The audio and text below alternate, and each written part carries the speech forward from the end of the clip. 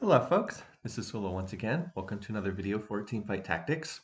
In this game, we're going to be looking at a team composition that plays around the Socialite 3 trait, with the idea being that the actual carry can be a little bit flexible. You're just playing through Socialite 3 and figuring out who the exact carry unit is going to be, depending on what units get hit when rolling down at level 8. So we're going to be playing towards that. Obviously, we're not going to have Spotlight 3 available at the very start of the game, so we'll have to work towards that. I was able to get an Ezreal off of the starting carousel, and Ezreal with a glove, pretty good opener. This patch we've had for a little while now. It's not the best balanced patch overall. The balance is kind of mediocre in this patch.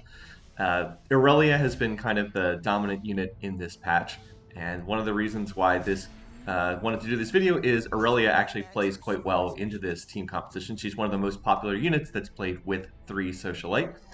But so, as I said, we've had this patch for a little while. It's not the best balanced patch, but it's okay overall. I've seen worse, and I do appreciate the fact that there's been some actual stability.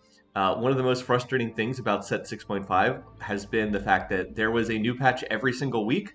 We had the release patch, and then a B patch, and then a normal patch, and then another B patch. So just constant new patches all the time made it very hard to get any kind of stability. So we are in a 3-week period with no patches, and even though the balance is not great, I still appreciate just just having a period of no changes. All right, so 3 things here. I don't want any of these augments. Honestly, all of these augments are pretty bad. I'm going to go ahead and take Electro Charge because Underdogs tends to be for reroll comps, or if you're playing a lot of Colossus units. And the other one, Built Different, is the silver version of Built Different. And the silver version of Built Different does not tend to be strong enough to build a team around. There are, of course, 3 tiers of Built Different. This is the augment where you do not play traits. You just play basically boards that don't have traits and don't fit together. And the silver version of that does not tend to be strong enough to be something you can build your team around. I mean, you can run it for the early game and then transition out of it, but that tends to be kind of tricky to do as well. So I just end up taking Electro Charge, which is not a good augment. It's one of the weaker augments right now. Its win rates, silver Electro Charge. Actually, all the Electro Charges have pretty lousy win rates at the moment. So it's not especially good. And of course, I also got that Nico start, so I'm going to be a little bit behind the curve in terms of economy here at the opener. So yeah, as mentioned, I have the Nico start. I also, I'm actually not so bad on gold, but that's because I only have 2 item components. So it's basically like a normal start, except I'm kind of down a component, is the way of looking at it. Instead of getting 3 item components, I have a Nico. Is kind of the way that I'd set it up. So I'm trying to figure out what I want to play here. In retrospect, I wish I had not sold that Corki that I got earlier because I think that it would have been valuable to play the Corki, and that would have allowed me to get Yordles in from the very start. But oh well, lesson learned. You didn't know what else was going to pop out. I have had good luck in getting a 2-star Poppy right off the bat and getting a 2-star Ezreal with a Last Whisper right off the bat. So this does mean I'm not rolling a scrap item, but if my 2 items are bow plus glove, I'm going to make the Last Whisper for Ezreal because it would be silly, I think, just to have these items sitting on my bench. So as I said, this is planned to be an AD version of Socialite 3 Flex. So Last Whisper is always going to be useful no matter what. All right, and then here I actually do get Quirky. So I have the opportunity to potentially play the Yordle trait, so I'm going to go ahead and do that. And I'm also going to pick up, I'd also like to pick up this Darius so I can play Bodyguard for next unit in, and play Poppy plus Darius frontline for the time being. I could also, of course, have played Bruiser frontline. I kind of had some of the pieces for that. I had the Sejuani and I had an Alawi as well. However, if I'm going to be playing Yordle trait, I'm going to have Poppy in, and then that means I need to pair a Bodyguard with Poppy, as opposed to having a Bruiser in there. So my board is fairly decent for this early in the game. Like, as I said, I've got the 2-star Ez and I've got the 2-star Poppy. Frontline's a little bit sketchy, so I'm just hoping Poppy will survive long enough. Does not look like she did survive long enough right now. But if I lose these rounds, it's not the end of the world. I have Yordle income coming in, and that will help offset the fact that I had the Nico start. So yeah, not going to win this round, but at least I don't take too much damage. I also have 2 out of 3 Zillion, so I also have maybe the opportunity to play Innovator, but I would need to find a Singed or I would need to find an Echo. Instead, I just find 2-star Corki, so I was like, all right, I guess we're just going to play the Yordles, and we're going to do Yordle start here, not Innovator start here. And I believe that I end up selling the double Zillion because I had made 2-star Corky and I'd made 2-star Poppy, and I was like, I guess we're just going to play Yordles, not Innovators here. I could always transition into Innovators later on, but I do want to get to 10 gold here by the end of this round because it really helps your economy to get that extra gold going. And I'm also not on a win streak or loss streak, so I do need to make some more gold somewhere. All right, so I've been looking at some of the other boards. It looks like a couple of people are playing Hextech early. Hextech does tend to be strong early on. It also looks like a couple of people are playing Warwick Reroll, which has spiked in popularity enormously on this patch. It looks like this person's playing Warwick Reroll from what I can see. They also have Hextech Unity, which is kind of a weird choice, but that means they can give everyone the Hextech trait if they just have like 2 Hextech units in. Not that giving everyone the Hextech 2 shield is going to do much of anything. I wouldn't take Hextech Unity as one of the absolute worst win rates in the game for augments right now. Just doesn't really make a whole lot of sense because in order to get value out of Hextech Unity, you need to have a lot of Hextech units in so that like the shields actually mean something, and then you're giving the benefit to like 2 non-Hextech units. So it's just really an awkward augment. All right, here looks like the spatulas are not that popular. There's 3 spatulas. Nobody seems to want them. I also did not want the spatula, so I was like, I will take this glove on a 3 gold Malzahar, so I can sell and then put it on Ezreal, and then he actually will start rolling a scrap item. He'll roll a scrap glove item each round. So if I'm lucky, he'll roll Infinity Edge. If I'm unlucky, he'll roll, I don't know, something that's not as useful. Maybe he rolls the Shroud of Stillness or something, which is great if you can plan for it, but not so great otherwise. Yordle trait gives me another Zig, so I've actually 2-starred all my Yordles here. 2-star Poppy, 2-star Ziggs, 2-star Corky. That's pretty nice. I mean, Corky doesn't have a Twin Shot trait in, so he's not going to be that effective. He kind of needs that trait in to do much in the way of damage. But, I mean, this is a lot of 2-stars for this early in the game, so I'm feeling relatively good. And I've got 16 gold in my pocket, you know, even though I was kind of, and there's the Shroud of Stillness from Ez hitting nothing because I can't plan for it. But, you know, I'm feeling pretty good here from an econ standpoint, considering I had the Nico start. And that Nico, you know, should be relevant later on. I can maybe use it to make a legendary get another legendary unit, 2-star 5 cost, or maybe 2-star 4 cost. Here's another person that appears to be going Warwick reroll. So the fact that there's 2 of them in the lobby definitely helps. They'll be competing with one another for units. And that is a build that absolutely needs the 3-star Warwick to be effective. If it doesn't 3-star Warwick, it doesn't work. All right, so remember how we said we're going to be playing into Socialite? And I was like, look at where the Spotlight is. Spotlight is in back left corner. That is a very good Socialite Spotlight tile.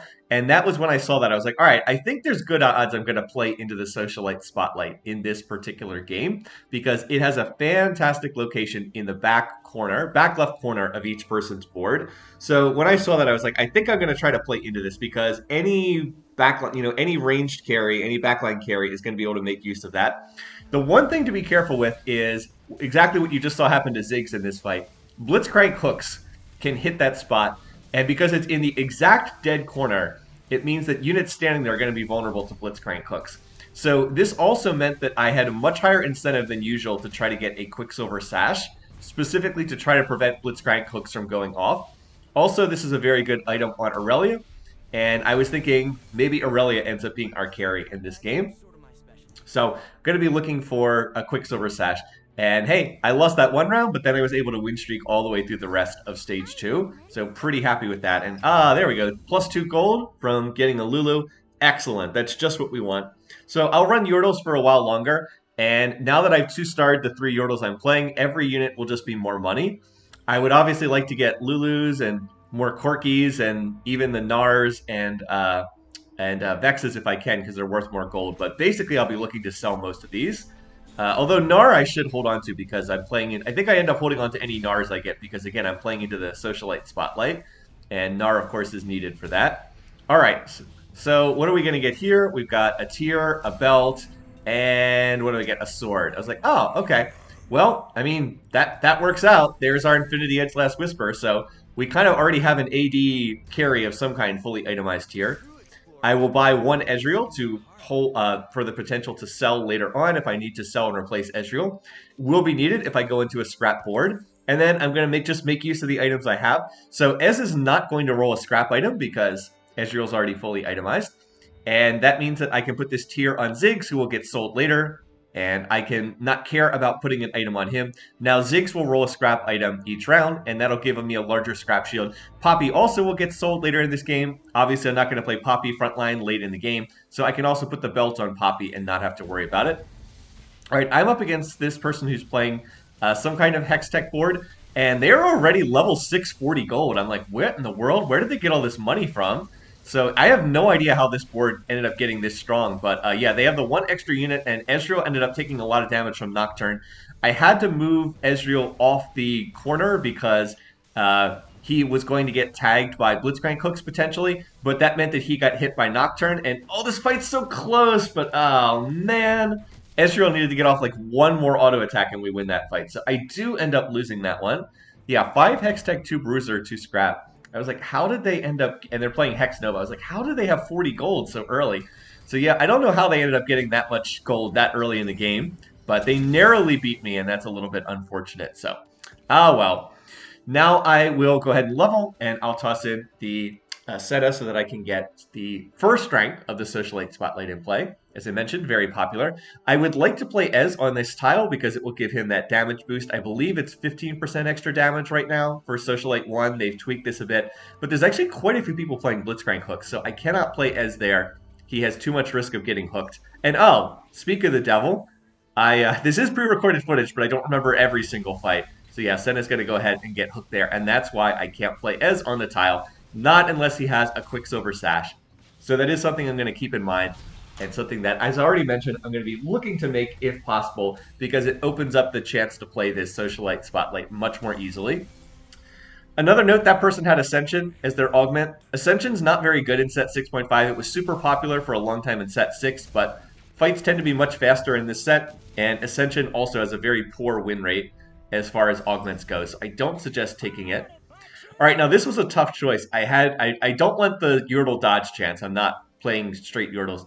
Makeshift Armor and Stand United is really tough, though. I was like, these both would be really good. Although I think that Stand United ultimately is going to be a little bit better, so I end up taking the Stand United. And in retrospect, I wish I'd taken Makeshift here because it really would be helpful in order for me to get more armor and magic resistance on units that are not itemized. The Makeshift Armor does tend to be better early game than late game, but I think it would have been a little bit better here.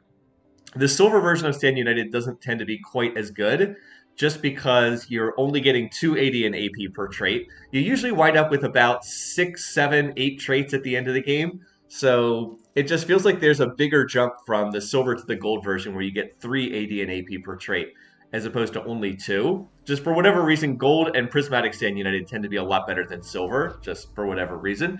So, not a terrible choice by any means. Like, I have 4 traits in, so that's 8 AD and 8 AP. So, not bad. It's like getting a sword, almost a sword on everybody. A sword is 10 AD, and it's like getting almost a sword and like half of a rod. I believe a rod is 15 AP. So here we do manage to burst down the Warwick before Warwick can get on the back line, and that fight's kind of close. And it's over very quickly, but ultimately able to burst down the Warwick and win that round. It's a little bit unfortunate I narrowly lost that round on 3-1. Otherwise I'd be on like this huge winning streak right now. But I'm still in good shape in the game. I'm level 650 gold going into stage 3 carousel. I have 90 health banked. I'm in pretty good shape here. All right, so as far as what I want, my top pick would be that Aurelia with the sword. I would love to have Aurelia. I just move out of Ezreal and just start playing Aurelia. It's one of the reasons why you know that Aurelia is a little bit overpowered, as people are playing her even on a spotlight that's in the back row. People still want to play her even though she's a melee unit. People will still play Aurelia carry in a Socialite spotlight on the back row, but she gets taken, of course. So not shockingly, I just ended up taking a frontline item because I do not have any frontline items yet.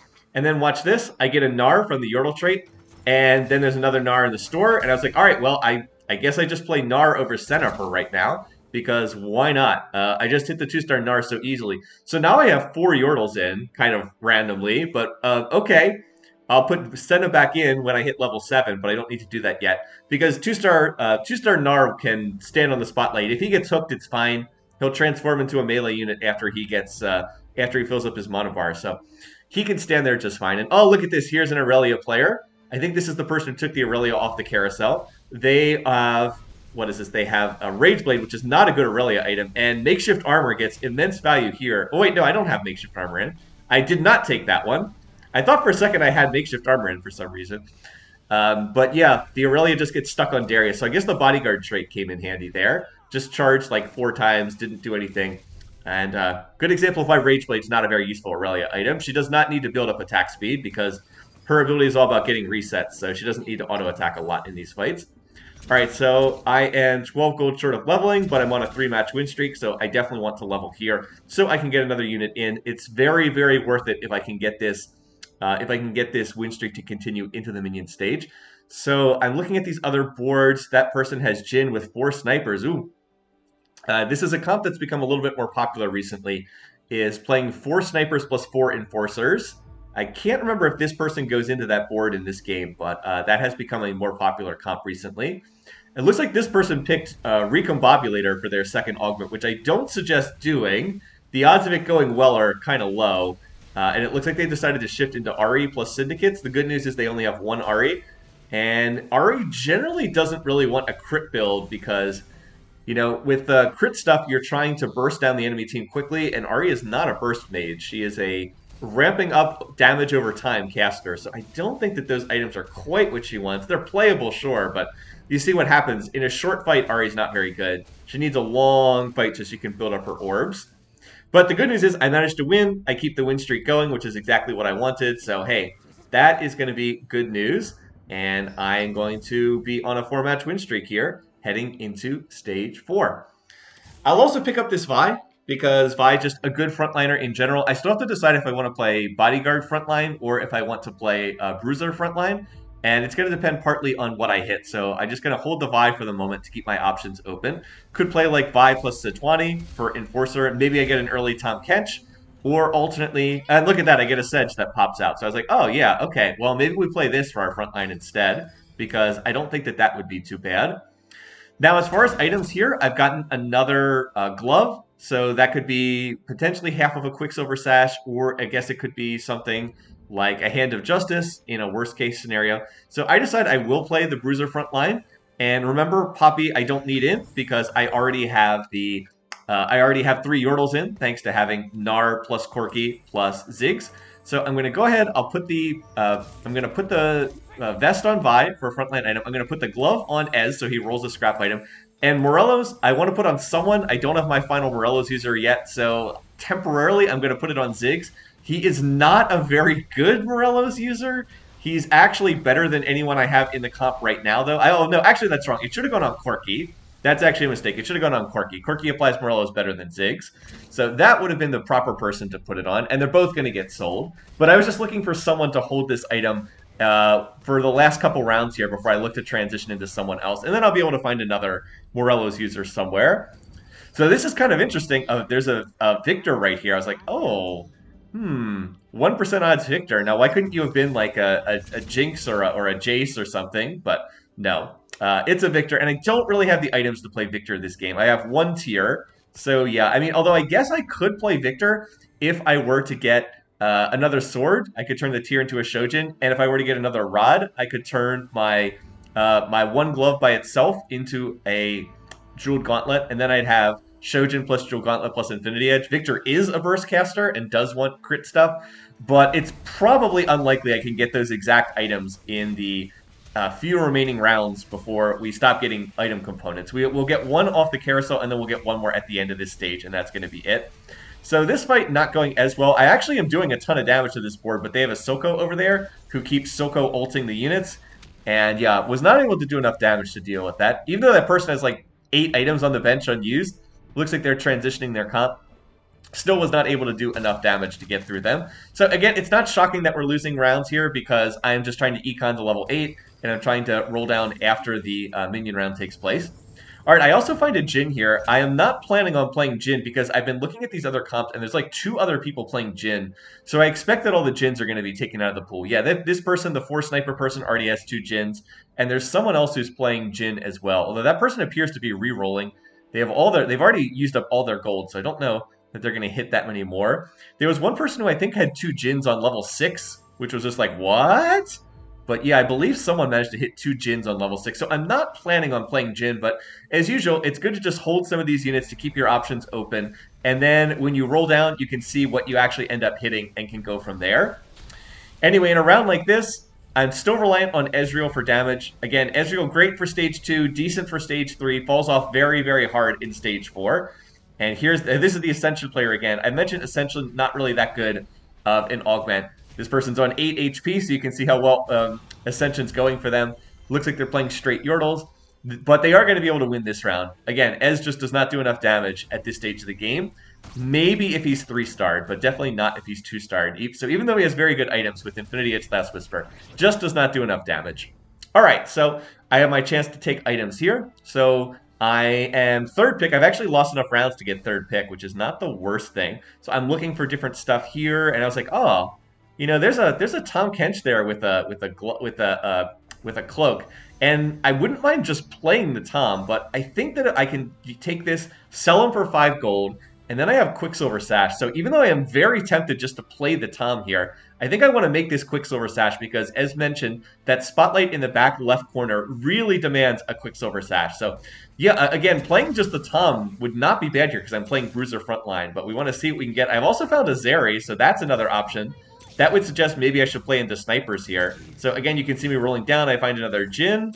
I'm just looking for other stuff here. Find another Vi, find another Senna. My board space is filling up here rapidly. And then I find an Aurelia. So I was like, all right, well, let's play Aurelia for right now. She's definitely going to be better than the Ezreal at this stage of the game. I'm actually running out of board space, so I have to sell the Victor. Then I find another Victor, so what the heck. But I think Aurelia is the best option for right now. So I'm going to make the Quicksilver Sash. I'm going to make this first. And watch. Whoop! Right in time. I make the Quicksilver Sash, and then Aurelia, it blocks the Blitzcrank Cloak literally as I'm making the item. So Aurelia has what's considered to be like perfect or near perfect items. She does not have a healing source, but if I can get up to Socialite 3, I can get healing for her. And, I mean, this is going to be pretty solid. I've got Quicksilver to block crowd control, and then I've got Infinity Edge, Last Whisper to boost damage. Plus, I've also got this Zeri on my board. And now look at my options here. I don't want Keepers. I don't want Disintegrator. Now I've got Makeshift, the gold version of Makeshift. And I was like, oh man, now I really wish I'd taken the silver version of Makeshift because they combine together really nicely, but just was not to be. So in any case, I'm looking at different options here. I want to continue moving into better units. So we're going to move out of the Yordle trait. I'm going to move my Morelos over to Seraphine. She's a pretty good holder for it. And I can put in Jin for Sniper trait for Zeri. That's, again, this is still not quite what I'm looking for. But I think for the moment, this will be better than what I had the option to play before. Again, I'm going to keep rolling and see what I can find. Kaisa, no, not with this. And then I had 2-star Jin, and I was like, okay. All right, well, I guess it's not Aurelia. I guess it's going to be Jin. And I was not expecting the 2-star Jin because, as already mentioned, multiple other people are playing Jin in this lobby. But, you know, sometimes you hit against odds, and that's kind of what happened here. So let's go ahead, reposition. We shouldn't need Ezreal now, and I don't think we're going to play Silco either. That was a possibility, depending on if we went into, like, Victor, we could maybe play that. But I think we've got our board now. 3 Socialite, 2 Enforcer, 2 Sniper, 2 Clockwork, 2 Enchanter, 2 Bruiser. Now, this fight is going to be a little bit sad because this person's hit Warwick 3, and Warwick goes right on top of Jin, right from the start. But, you know, considering how bad the start of this fight was, I'm honestly surprised it was this close. Like, we came relatively close to winning that round. So I was like, all right, this board feels pretty good if it's going to have that result, despite Jin getting jumped on instantly. So I think this is pretty solid. The main thing I need to do is upgrade my front line. If I could get Vi 2-star, I'd feel much better. The other reason why Jin is a good play here is because I found that Zeri. So that's going to put Sniper trait in play, and it's also going to allow me to get another really strong damage dealer that's going to scale great into the late game. So Jin for main damage dealer, and then now I'll be looking to itemize Zeri.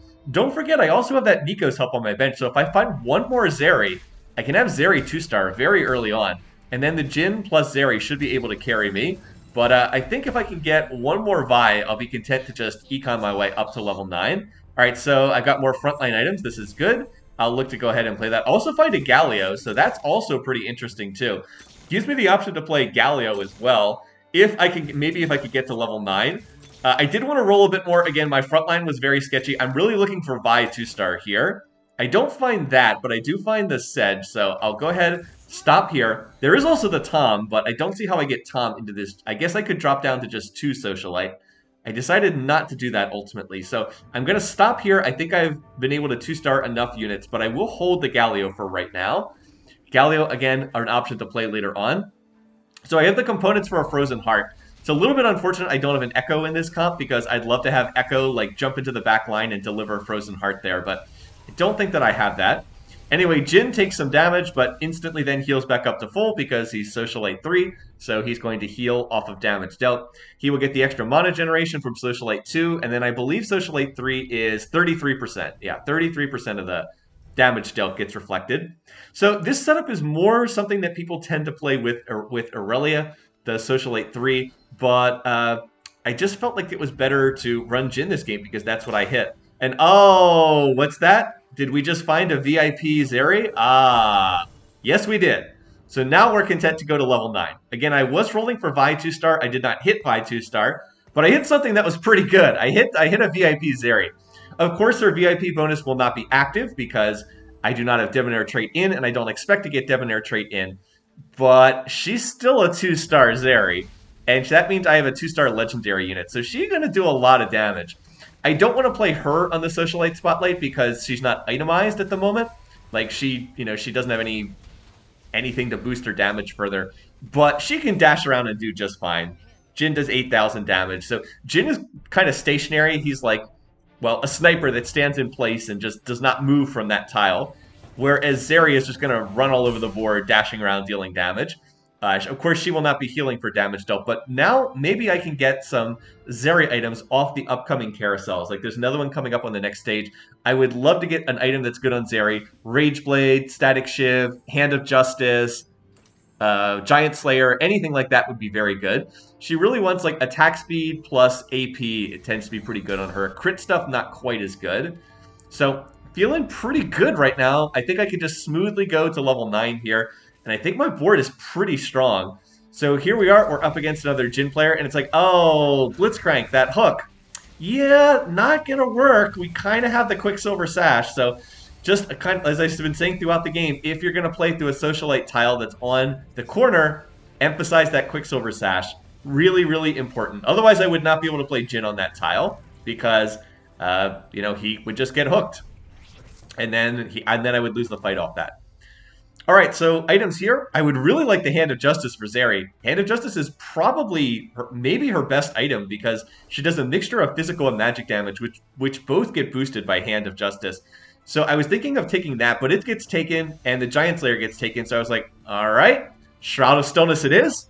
Shroud of Stillness is really good, especially in the late game scenarios. I've pointed out this item in many videos, how useful it is. And by the way, there's another Galio, so I'll hold on to this. I decided to stash. Probably should have held on to that other one, even though it would cost me money. But yeah, Shroud of Stone is super good, especially in the late game. You can now see who your opponents are most likely to be, so that allows you to position the thing really well, and people don't do a good job of avoiding it. There's one comp that's win streaking right now, this person Hiding Closet, so I'm going to position for them because I think I can beat the other comps. And that means trying to position, there we go. Let's see if we hit this comp. Oh, and we did hit this comp. So this is why I positioned. I wanted Jin on the opposite side for max sniper value, and that still allows me to play Zeri on the Spotlight tile. So Zeri is now getting the Socialite 3 benefit. But I got a perfect Shroud off. We're going to get off the Morello's burn, so now we're burning the Draven, and it's like, all right, we just need a little bit more CC on the Draven. This Draven does not have a Quicksilver Sash, so I just need, oh, Ori, you need you to get your ult off. Come on, Jin. Oh, just barely came up short of beating that person. If Ori had gotten one more ult off, or if Jin had been able to get his ult off one more time, we got the Draven low, but couldn't quite burst through all that healing. So a slight disappointment, but that person is on 7 HP. I'm confident that I can beat them if I get a chance to keep my team comp scaling a little bit further. I will be able to get to level 9, and I don't think they are going to be able to get to level 9. So now I'm going to position for the other teams. Everybody else mostly has their units over on the right-hand side. That's because that's where the Spotlight is. It's on the left-hand side for me, but remember the boards are mirrored, so that means it's on the left-hand side for them. So I get off another really nice Shroud. We basically hit the entire team. This person does appear to be going for 3-star Alistar, but I'm not going to hold Alistars. I think I can play around that even if they hit 3-star Alistar. And their main damage dealer is Sivir, but she just gets absolutely deleted by Jin. Like, literally just explodes when Jin gets off that crit shot from his ultimate. And oh, guess what? That win-streaking Draven player just got knocked out by someone else. So, well, so much for them. Guess we don't have to worry about them anymore. And they are now out of the game. So it's down to just 4 of us. There is one other win-streaking player, Bokun, who, let's see what they're playing. They're playing a board that looks very similar. They also have a VIP Draven. So very similar to the board that just got knocked out. But they're also playing Silco on their team as well. So I'm going to try to work around that. Looks like they're playing on the Socialite tile. So Socialite tile, really a big deal in this game, and that tends to be the case when it's in the back row in like a corner. People just start emphasizing playing through the Socialite tile because it's so convenient for any kind of backline carry.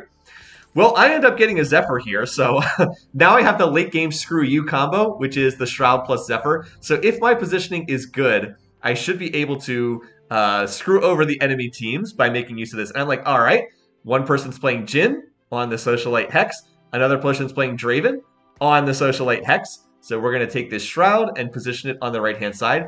And then we're going to move Jhin off the Socialite Hex. Now, this does, of course, give up the benefit myself, but I still think that that's worthwhile to do because, oh, look at this. Shroud, Zephyr, get wrecked, son. Yeah, I mean, Jhin is still fine. He doesn't need the Socialite tile. He still works just fine. So yeah, we're going to Shroud this person, or he hits them with her ultimate. And at no point in time does that Jhin get to do anything. The Jhin just was up in the air, and then the Jhin had the Mono Reave from having the Shroud hit, and then just got killed, and then got hit by Orianna's ult, and then just died. So that Jhin never got to do anything, and we knocked that player down to 2 HP. This time, I know I'm up against the other Draven player, so once again, we're going to do the same thing. We have the Shroud, we have the Zephyr. This is why positioning is very important in the late game. It's all about getting your units in the right position to succeed. So this person can play Socialite if they want, but if they're going to play Socialite, they're going to have to get Zephyred, and there's no way around that. So it's like, yep, I see your Draven. That's a good Draven, but guess what? Your Draven's going to enjoy a nice little ride up into the sky, and I also am going to get this Morellos applied to the whole enemy team. Very nice job there, Seraphine. And Ori's going to hit the whole enemy team, and that Draven just, again, never gets to do anything. So we're able to win. And yeah, going to knock them down to 10 HP as well. At some point, if this is happening to your team, like if you're playing against me in this situation, just give up the Socialite Spotlight. Like it's not worth it to have your carry taken out of the fight and get shrouded. Just give up the Spotlight. Move off of it. It's not worth it. So that's what these players need to do, and that's what they are not doing. They have not adjusted to the fact that I have a Shroud and a Zephyr in these fights. So this other comp here, the one playing Hex Deck, a little scary. They do manage to have Alistar 3-star, so it's like, all right, well, that's something you need to be concerned about. I'm going to put Zeri on the Spotlight tile, and watch this. I'm going to move my Seraphine, because the key unit in this fight is the Alistar, not the Sivir.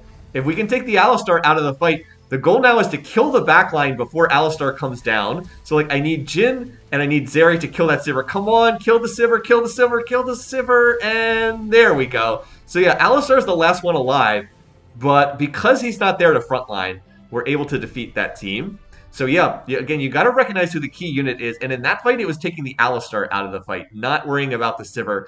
Take Alistar out of the fight, and then kill the backline while the 3-star Colossus unit is up in the air. So here, I wasn't sure what to take. There's really no items I particularly want. I look at that other person's board, and I was like, in retrospect, I should have taken the Zeeks, because they actually have the Zeeks in a really good spot. It's boosting the Draven. So there's no item I want. There's the Bloodthirster, but that's not a good item on... it's not really a good item on Zeri, because she doesn't do that much physical damage. So here I decide, you know what? I'm going to move into Galio. That's my plan. That does mean dropping Seraphine, so I'm going to continue repositioning here. It's that same comp from before. So I'm going to look to position the Zeri on the Spotlight tile. I'm going to put the Zephyr on her, because why not? I want her to be on the Spotlight tile. And then I'll put the Morellos on Galio. And watch this Draven in this fight. I missed my Shroud, but Draven gets Zephyred at the start of the fight. And then he's going to get Galio ulted, and then he's dead. So Draven never gets to play the game. He just gets CC locked into oblivion. And that is the recipe for beating a team like this. Do not let Draven do anything. He's going to get Zephyred, and then he's going to get Galio'd. And then I think Orianna was about to ult as well, so... Does he even toss one axe during the fight? I'm not sure that he did.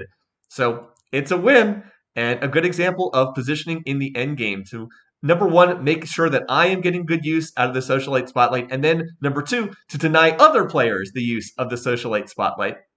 So you can see how this whole game really revolved around that tile, both for me and for the other teams. And a good example of how positioning does make a difference in the late game. Well, once again, I hope you enjoyed watching this video. Thanks for watching. Thanks for listening. Hope you guys are having a good week. And until next time, I will see you again soon.